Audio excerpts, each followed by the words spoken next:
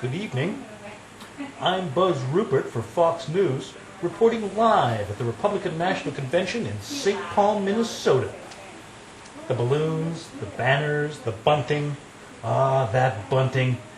We're so close to the action, you can literally feel the hot air. To my right is Whitey Tusk, righteous right-wing pundit and longtime host of Democrats Suck. What do you make of all this, Whitey? Buzz, the atmosphere here is just electric.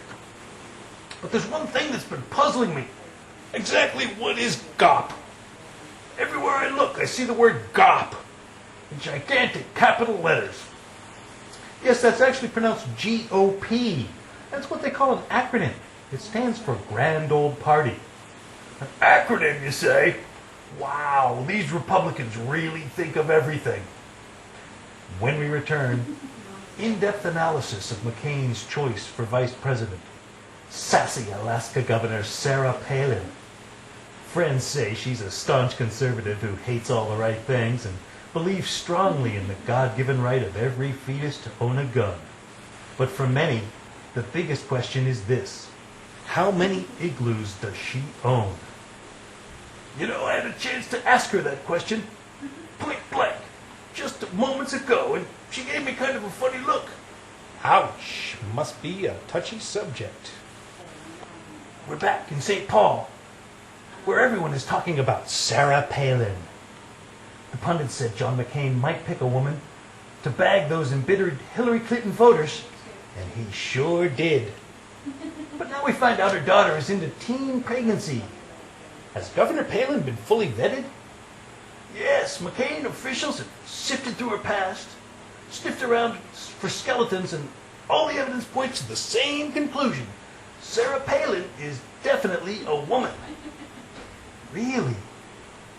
Yep, turns out the little lady from Alaska is 100% female. And rank and file Republicans seem thrilled they finally have a VP candidate with the ability to make babies. Is it true she once slaughtered a herd of caribou with just her bare hands and those razor-sharp pearly-white teeth? Beats me.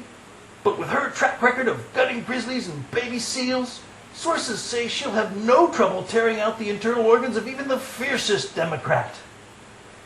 When we return, we'll look at how the Republican convention differs from the elitist, godless Hollywood coronation held last week in Denver by the Democratic Party. It says here we're supposed to call it the Democrat Party, just to be annoying. I know, I keep forgetting. Well, who cares? I actually prefer to call it the Baby Killer Party. Here we are again live in St. Paul, high above the main stage in the Halliburton luxury box, bringing live coverage of the 2008 Republican convention. Whitey, what are your impressions of Senator McCain's opponent, this Barack Hussein Obama? Well, first off, he claims he's not a Muslim, but this is a guy who also says Iraq had nothing to do with 9/11. A good point. We know he was schooled at an elite Muslim terror academy in some exotic faraway land, and that by the time he reached 6th grade, he was already hating America at a 9th grade level. And upon graduation, he was voted most likely to succeed in destroying the American dream. And we also know he is annoyingly popular among people we hate. You know the type. Inspiring, intelligent, and articulate, sound judgment. Give me a break. This guy is one scandal after another.